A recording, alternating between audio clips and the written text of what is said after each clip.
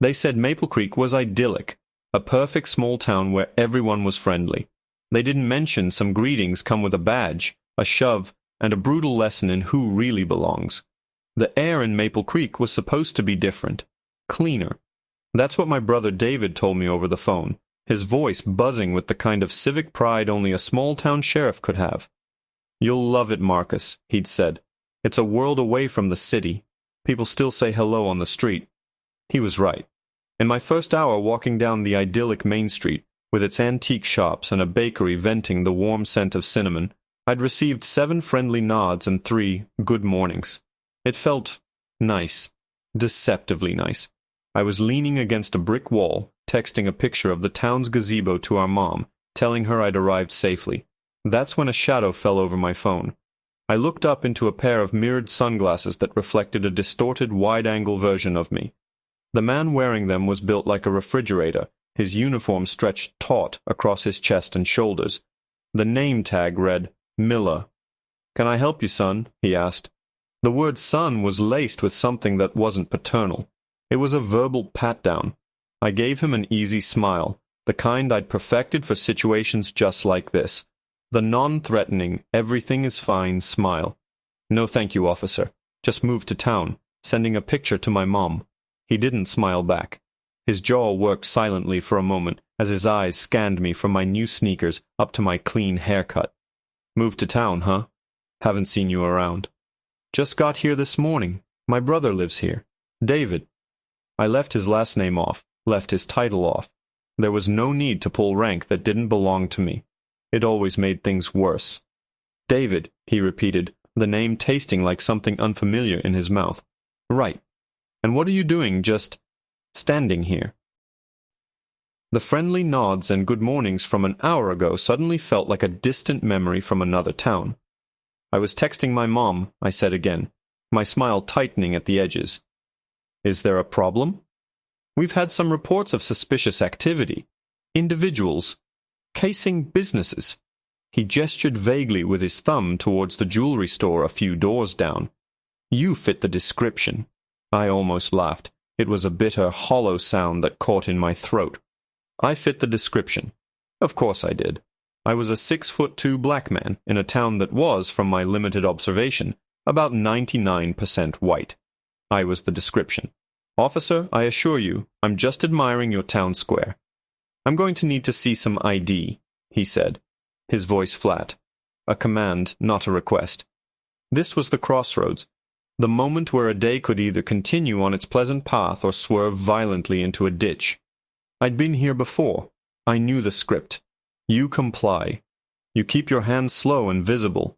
You don't make any sudden moves. You swallow your pride until you can't taste it anymore.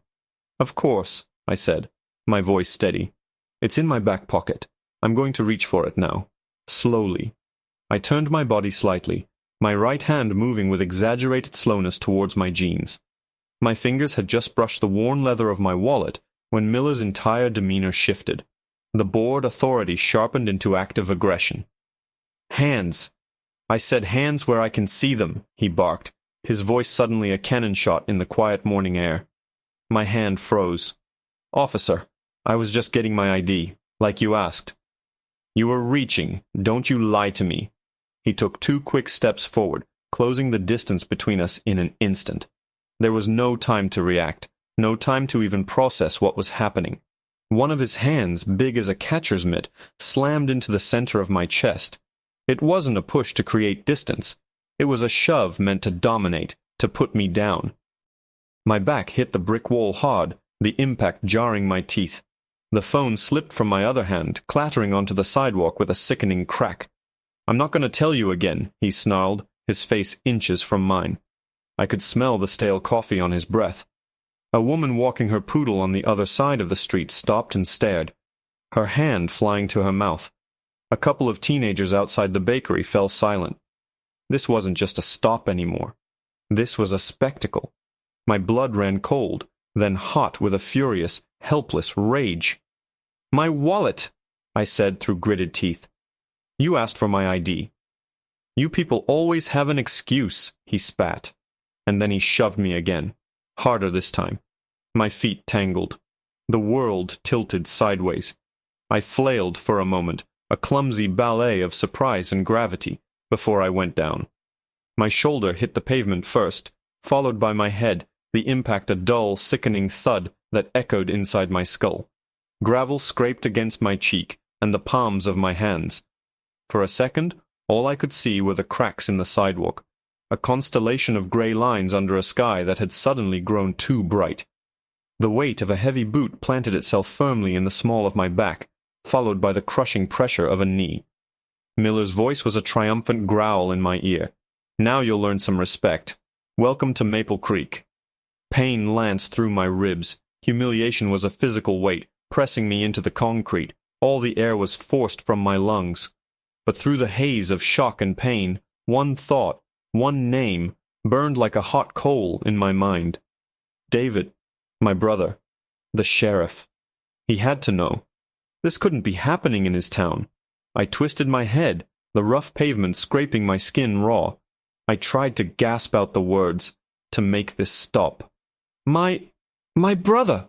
I choked out, the words tasting like dust and blood. "Sheriff. David." Miller just laughed, a short, ugly bark. He leaned down, his voice dropping to a conspiratorial, mocking whisper right by my ear. "Oh, I'm sure he is. Listen, pal. Your brother can't help you now. He was wrong. My brother could help me." The thought was a flicker of defiance in a storm of humiliation. But right now, my brother was a name, an abstract concept. This 250-pound wall of muscle and prejudice on my back was my reality. The world had shrunk to a 4-inch square of concrete and my own ragged breathing. I could hear the whispers from the sidewalk, the scrape of the poodle's nails as its owner pulled it away, not wanting her precious pet to witness such ugliness. The silence of the other onlookers was a verdict, a collective decision not to get involved. In my brother's town. "You're gonna learn real quick we don't play games here," Miller grunted, shifting his weight. A sharp electric pain shot up my spine. "Now where's this ID you were so eager to show me?" I couldn't answer. The air was gone from my lungs. I tried to gesture with my head towards my back pocket, the one he was standing a foot away from. He seemed to take my silence as insolence. "Not talking now, are you?" With another grunt he reached down himself. A rough hand snaked into my back pocket, clumsy and invasive. His fingers fumbled for a moment before closing around my wallet. He ripped it out with a force that tore the corner of my jeans. The sound of the fabric giving way was surprisingly loud in the tense silence. I heard him flip it open. "Let's see who we're dealing with today," he muttered, more to himself than to me. "Marcus. King." He said my name slowly, drawing it out. "From the city. Figures." I waited. The gears in his head had to be turning, however slowly. David's last name was King, too. It was a common enough name, sure, but in a town this small, married to the title of sheriff, it shouldn't be that hard of a puzzle to solve. "All right, Mr. King," he said, the sarcasm thick as molasses. He snapped the wallet shut. "You can save the 'my brother's the sheriff' routine. I've heard it all before. Now are you going to tell me what you were really doing outside that jewelry store?" The hope that had flickered inside me died, turning to a cold, hard stone in my gut. He wasn't just aggressive, he was stupid, a dangerous combination. This man didn't just see a potential suspect, he saw a story he'd already written in his head, and he was just trying to force me into the role. "I told you," I rasped, my cheek pressed against the filth of the sidewalk. "I just moved here. Ask my brother. Ask Sheriff David King." I emphasized his full name and title this time, praying a light bulb would finally switch on over his thick skull. Instead, he just pressed his knee down harder. My ribs screamed in protest. "You've got a real smart mouth on you, you know that? One more word about the sheriff, and I'm adding resisting arrest to the charges." Charges? What charges? For standing on a public sidewalk? For being black in Maple Creek? The absurdity of it all was dizzying. David had described this place as a haven, a place where he was building a better, fairer community. He was so proud of the work he was doing, the trust he was building. And here was one of his own officers, tearing it all down on a Tuesday morning over a text message. Just as I was about to risk saying my brother's name again, no matter the consequence, a subtle shift occurred. The crushing weight on my back lessened, just a fraction. Miller had gone still. I couldn't see him, but I could feel the change in the air. The confident, brutish pressure was replaced by a sudden, rigid tension. "What does your ID say your address is?" he asked, but his voice was different. The bluster was gone. There was a thin, tight note of something else. Confusion? No, it was more than that. It was the dawning chill of realization. "I haven't had a chance to change it yet," I said, my voice hoarse. "It's still my city address. I'm staying with David, at his house, 142 Oak Street." That was David's address, the sheriff's address. I felt Miller's entire body go rigid above me. The knee pressing my spine into the pavement suddenly felt weightless as he lifted it completely. He took a clumsy step back. I heard him swallow, a loud, dry gulp. "King," he whispered, the name now a question, a dreadful prayer. He was looking at my ID again, I was sure of it, staring at the name, staring at my face, and finally connecting the dots. He probably saw David every single day. He knew my brother's face, his features, and now he was looking at a younger, slightly less weathered version on a plastic card, and the world was tilting under his feet, just like it had under mine a few minutes ago.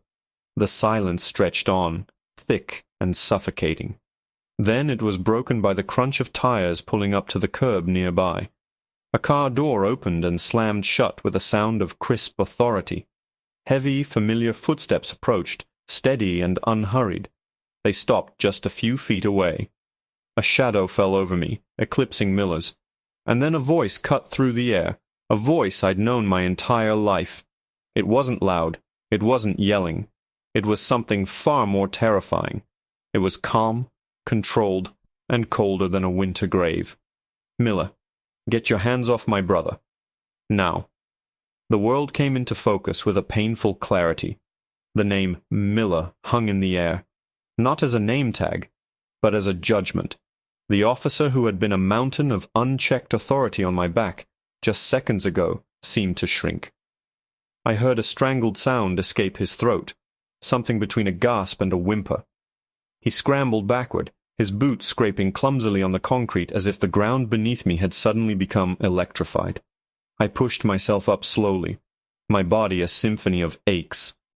My shoulder throbbed, my ribs felt bruised and tender, and my cheek was a raw, stinging mess.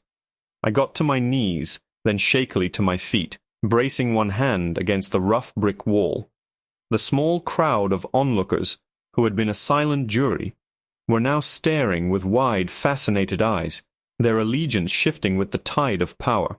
They weren't looking at me anymore. They were looking at my brother. David stood there, a bulwark of calm fury. He was in his full uniform, the crisp brown fabric immaculate, the star on his chest glinting in the morning sun.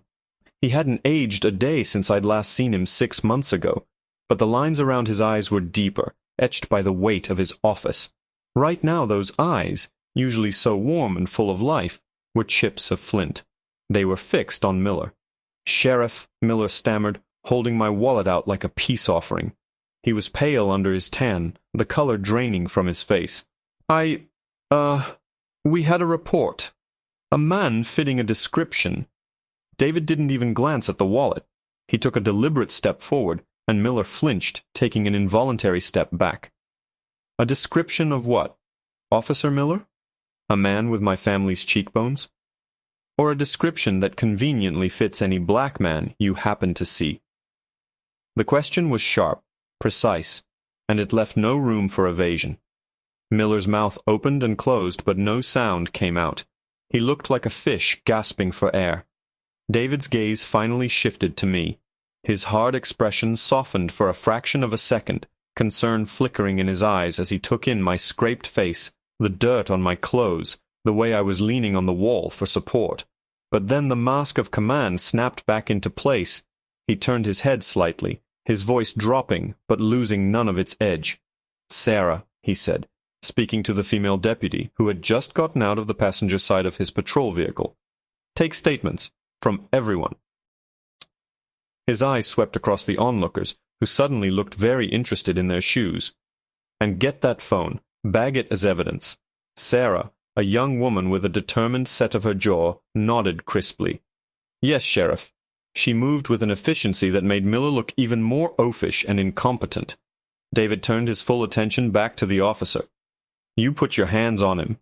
It wasn't a question. It was a statement of fact, cold and damning. "He was non-compliant, Sheriff," Miller pleaded, his voice cracking. He was reaching for the ID you demanded." I cut in, my own voice rough with anger and pain. "I told you what I was doing." David held up a hand, silencing me without looking at me. His focus remained laser-sharp on Miller. "You shoved him to the ground, in the middle of Main Street, in front of half the town." He took another slow, deliberate step forward. He was invading Miller's space, using his height and presence to methodically dismantle the other man's composure. "Tell me, Officer Miller, in what part of your training did it say that was standard procedure for a man who was casing a jewelry store by texting his mother in the town square?" Miller was sweating now, beads of moisture popping up on his forehead and upper lip. "Sheriff, with all due respect, you weren't here, you didn't see—" "I see what's in front of me now," David interrupted, his voice dropping to a low, dangerous growl. "I see my brother, who I invited to this town, who I promised would be safe here, with his face scraped up and dirt on his clothes. And I see one of my officers who seems to have forgotten the oath he took to protect and serve all members of this community." He was close enough now to reach out and touch Miller. The mirrored sunglasses seemed like a flimsy defense against the sheer force of David's anger. David held out his hand, not for the wallet, for something else. "Your badge, Miller, and your weapon." The color drained completely from Miller's face. He looked as if David had just sentenced him to death. "Sheriff, please, it was a mistake. A misunderstanding." "A misunderstanding is when you give someone wrong directions to the post office," David said, his voice deadly quiet. "Assaulting a civilian, my brother, is not a misunderstanding. It's a choice. You made your choice. Now give them to me." For a horrifying second, I thought Miller might refuse. I saw a flash of defiance, of cornered animal desperation in his eyes, but it vanished as quickly as it appeared, extinguished by the unyielding steel in my brother's gaze. With trembling hands, Miller unclipped his service weapon from its holster and handed it over. Grip first. David took it with practiced ease and passed it to Sarah without taking his eyes off Miller. Then, with even more fumbling, Miller unpinned the silver badge from his uniform. It seemed to catch on the fabric, a final futile act of resistance. He finally tore it free and placed it in David's waiting palm. David closed his hand around it, the metal edges pressing into his skin. "Go wait in my vehicle," he commanded. "We are going back to the station. You and I are going to have a very, very long talk." Defeated, Miller turned and trudged toward the patrol car, a man stripped of his armor and his authority. He wouldn't even look at me. As Sarah started to calmly interview the poodle lady, David finally turned to me, the anger in his face receding, replaced by a deep, weary concern. "You okay, Marcus?" he asked, his voice now gentle. He put a hand on my shoulder, the same spot where Miller had shoved me, but his touch was firm, steadying. "I'll live," I said, wincing as I straightened up. "Welcome to Maple Creek, huh?" A bitter smile touched his lips. "I'm so sorry, man. This isn't what I wanted for you. This isn't what this town is supposed to be." "He didn't even hesitate, David," I said, the shock finally giving way to the cold, hard reality of it. "He saw me, and he decided. That was it. End of story." David's jaw tightened. He looked from me to the patrol car where Miller sat with his head in his hands, and then up at the picturesque clock tower on Main Street. He looked like a king surveying a kingdom he suddenly wasn't sure he could control. "The story's not over yet," he said grimly. "I'm the sheriff. I'll handle this. I promise you." I wanted to believe him. I really did. But as I watched Sarah approach the teenagers from the bakery, who were now whispering excitedly and pointing. I knew it wasn't that simple. David could handle Miller. But Miller wasn't the disease. He was just a symptom. And as if to prove my point, a sleek black sedan pulled up behind David's patrol car. The passenger door opened, and a man in a perfectly tailored gray suit stepped out. He was older, with silver hair and a face that looked like it was carved from granite. He surveyed the scene, me, David, the disgraced officer in the car, with a look of cold, calculating disapproval. I recognized him instantly from the photos in David's office. It was Mayor Thompson, and he did not look happy. He walked straight up to David, completely ignoring me. "Sheriff," he said, his voice smooth but with an undertone of sharp steel. "I just got a call from Mrs. Gable about one of your officers harassing a citizen. Now I arrived to find you disarming him in the street. What in God's name is going on here?"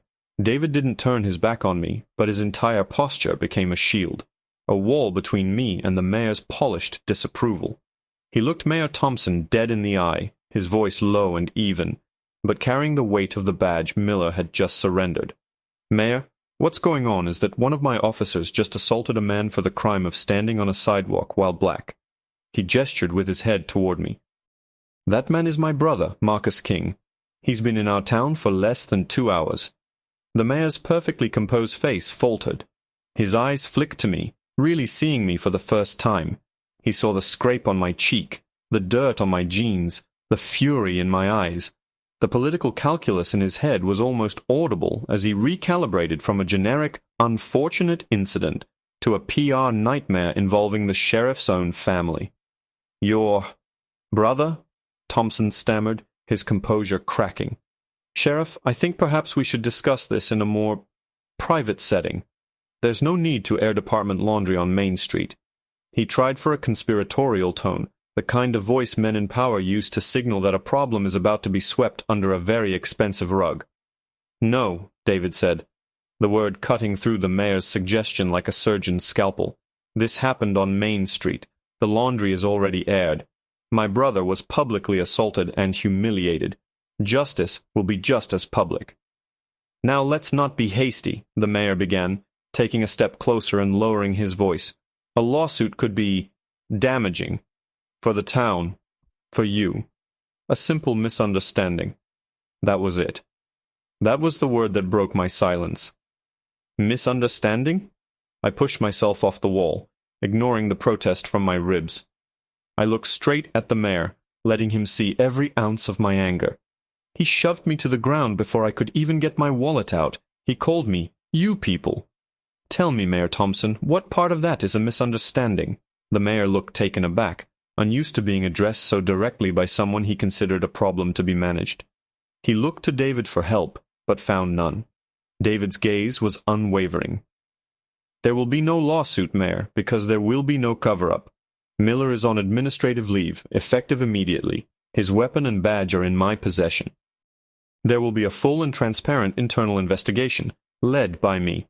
And I can tell you the conclusion right now. Officer Miller is not fit to wear a badge in Maple Creek. He will be terminated."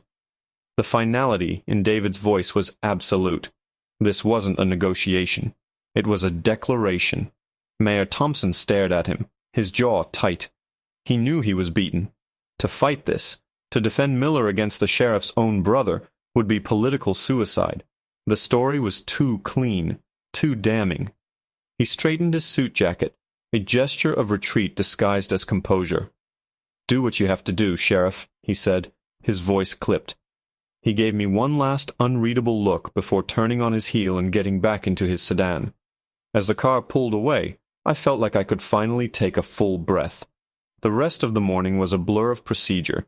David drove me back to the station himself after Sarah had finished with the witnesses. He sat me down in his office, got me a bottle of water, and then went to deal with Miller. I could hear the low murmur of their voices through the closed door, but not the words. It didn't take long. When David came back into his office, his face was grim but resolved. "It's done," he said, slumping into the chair behind his desk. "He's fired." He admitted he overreacted, tried to say he was having a bad day. "A bad day," I repeated, the words tasting like ash. "He almost broke my ribs because he was having a bad day." "I know." David leaned forward, his elbows on his desk, his expression pained. "Marcus, I brought you here because I wanted to prove a place like this could exist. A place that's better, fairer. Today it feels like I was just lying to both of us." I looked at my brother, at the heavy star on his chest, and the even heavier weight on his shoulders. The anger I felt towards Miller was a hot, sharp thing. But what I felt in that office was more complicated. I'd seen the worst of this town in Officer Miller. But I'd also seen the best of it in Sheriff King. "No, you weren't," I said, and the words surprised me with their certainty. "You weren't lying." I stood up and walked to the window, looking out over the town square. The poodle lady was walking by again. The teenagers were back at the bakery. The world kept turning. Any town, anywhere, is going to have a Miller in it. Guys who see the world a certain way and refuse to change. The question isn't whether they exist. It's about what the people in charge do about it. I turned back to him. "You didn't hesitate. You didn't try to smooth it over for the mayor. You did the right thing, David. Right there in the street for everyone to see. That matters. It matters more than the cinnamon rolls and the friendly nods." A slow smile spread across his face, the first genuine one I'd seen since he'd arrived on the scene. It was tired, but it was real. "You sound like a sheriff's brother." "Just an idea," I said, walking back to the desk. "Maybe you need to find some more deputies who look like me. Might cut down on the number of misunderstandings." David laughed, a real, full laugh this time. The tension in the room finally broke. "That's the best idea I've heard all day." He stood up and came around the desk, pulling me into a hug that was careful of my sore ribs. "I'm glad you're here, Marcus. Even after all this." "Me too," I said, and I meant it. The clean air of Maple Creek still held the bitter taint of what had happened. But standing here, in my brother's office, I realized he wasn't just promising a better town. He was building it. Brick by brick, action by action, starting right here today, with me. The cracks in the pavement outside were still there, but for the first time I felt like I was standing on a solid foundation.